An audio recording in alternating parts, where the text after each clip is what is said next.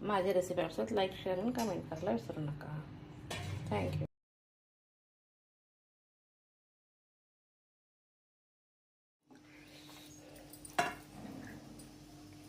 आलं, लसूण,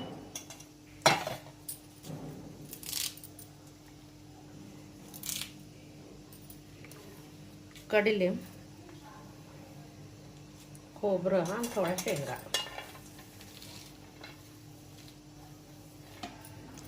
सगळं वाटून घ्यायचं. थोडेसे जिरे,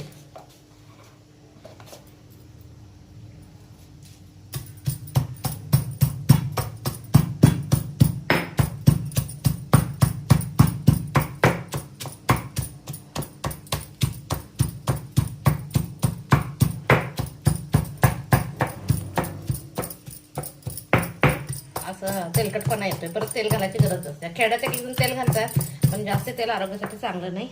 ओलं आलं लसूण ओलं असते, बास होतं आहे. आता मसाला झाला. थोडासा कांदा घेते.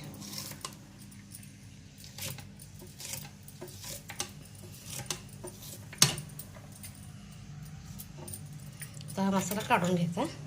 ह्याच्यातच म्हणजे खलबत्त्यातच भरून घ्यायचं.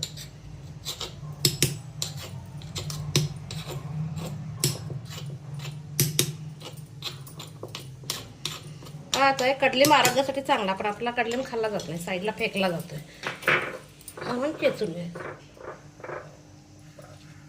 आता कारला आहे, कारल्याला मीठ घालायला पाहिजे, नाही तर त्याचा कडूपणा जात नाही.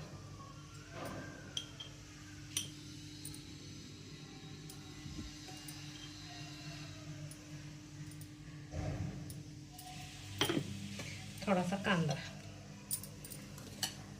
थोडासा गरम मसाला आणि हिंग. आता काय करायचं, पहिल्यांदा कारली की नाही बारीक चिरायची नाही, भरलेलं करायचं कारलं मला. ह्याचं आतलं काढून घ्यायला पाहिजे.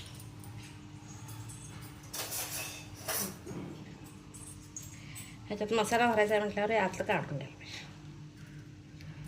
जर कोवळ्या बिया असल्या तर त्या बियासुद्धा इथं चेचायला घालतात.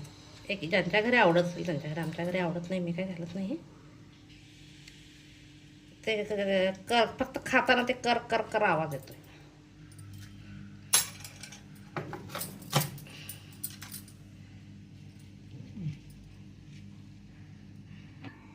आता मी कढई तापायला ठेवते. थोडंसं तेल घालायचं.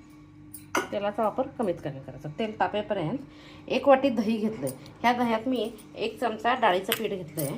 दह्याचं ताक करून घेणार आहे, कारण मी ताकातलं हे करायचं आहे ना, कारलं. ताकातलं कारलं करायचं म्हटल्यावर दह्याचं ताक करून घ्यायचं. ह्याच्यात 1 वाटी डाळीचं बेसन पीठ घालायचं, नाही तर ताक काय होतं, गरम उकळी आली तर फुटायला बघते. ते डाळीचं पीठ असलं की ते फुटायला बघत नाही. म्हणून आता हे ताक करून घेते. हा मसाला सगळा, थोडीशी ह्याच्यात कोथिंबीर घालते आणि सगळा मिक्स करून घेते.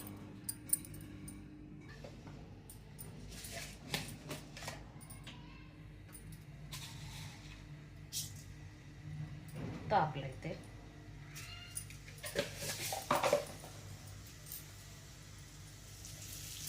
हिंग, कढीलिंब आणि कांदा.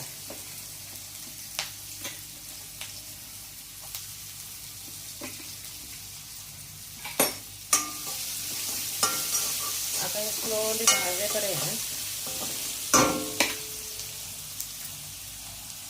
थोडंसं तिखट घालायचं कांद्यामध्ये, कलर आहे. आता हा सगळा मसाला फार घट्ट वाटतं म्हणून काही जण तेल घालतात, मी पाणी घालते.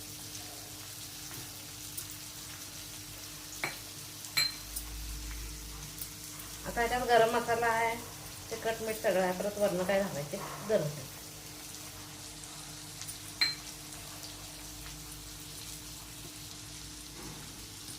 आता काय करायचं, साधारण घट्ट ठेवायचं, कारण मसाला बसायला पाहिजे नाही, दोन्ही बाजूला ओपन असतं आपलं. ठेवून चालायचं.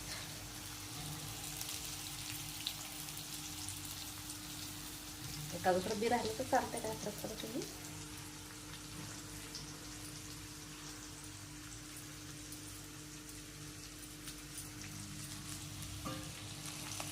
असं गरम होऊ द्यायचं म्हणजे मसाला घट्ट होऊन बसतोय आता.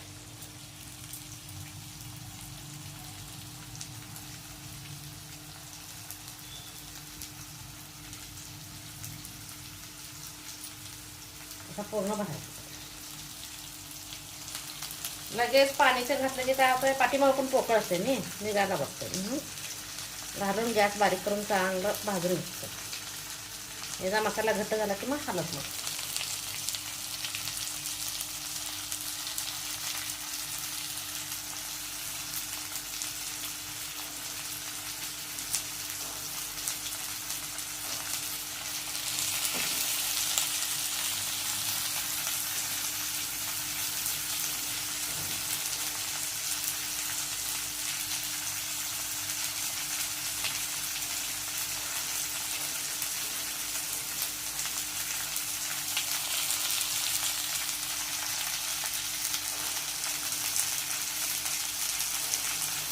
त्याचं होत लहान.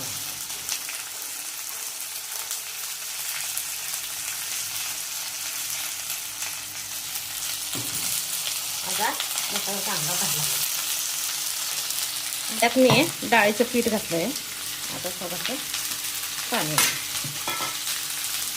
डाळीचं पीठ नाही घातलं तर काय होतं, भाजी हे झाली की नाही,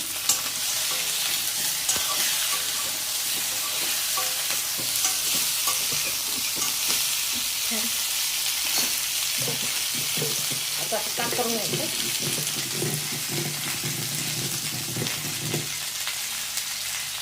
आणि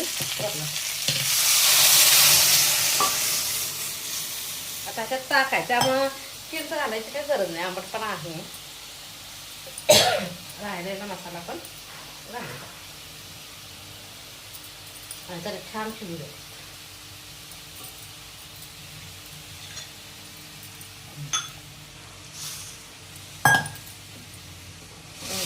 आता चांगलं शिजू द्यायचं, झाकून टाकायचं.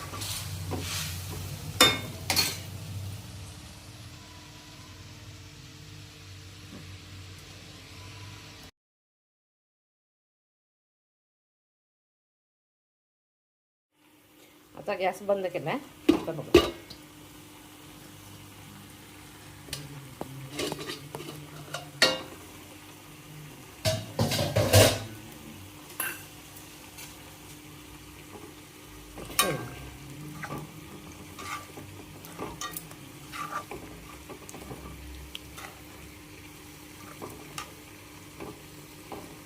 असं लगेच आत गेलं की शिजत जाईल.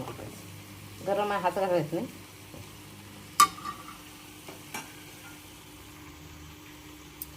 कोथिंबीर,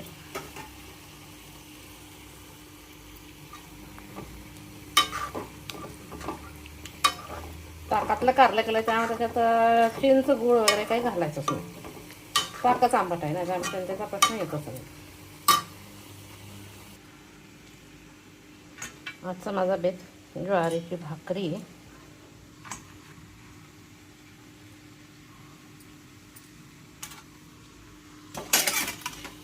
आणि ताकातलं कारलं.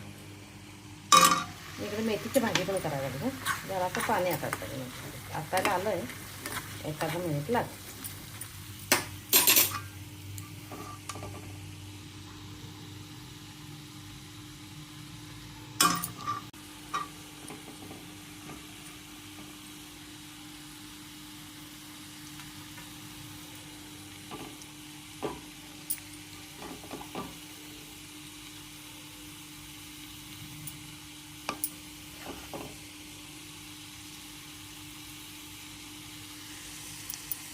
घातलं ताक.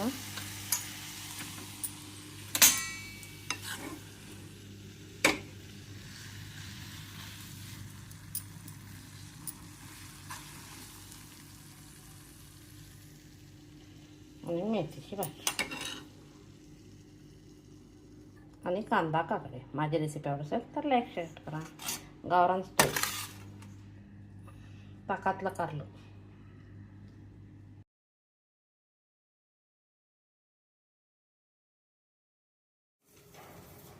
आता शेंगदाणे भाजणार आहे पहिल्यांदा. शेंगदाणे भाजायला घालते. आता खलबत्त्यामध्ये खोबरं, आलं, लसूण सोलून घेणार आहे. आणि खोबरं पण मी जरा खिसून घेणार आहे, कारण मला तुकडे करून ठेचता येत नाही, हात दुखतोय. खिसून बारीक करून घेणार आहे. अर्धा कांदा घालणार आहे.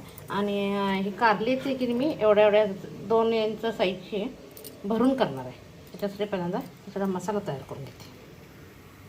शेंगा भाजू दे. शेंगा, खोबरं, आलं, लसूण आणि कडलिंब. कडलिंब मी ह्याच्यात घालणार खलबत्त्यात, म्हणजे चेचला गेला की डायरेक्ट पोटात जाते. पहिल्यांदा गरम होते शेंगा.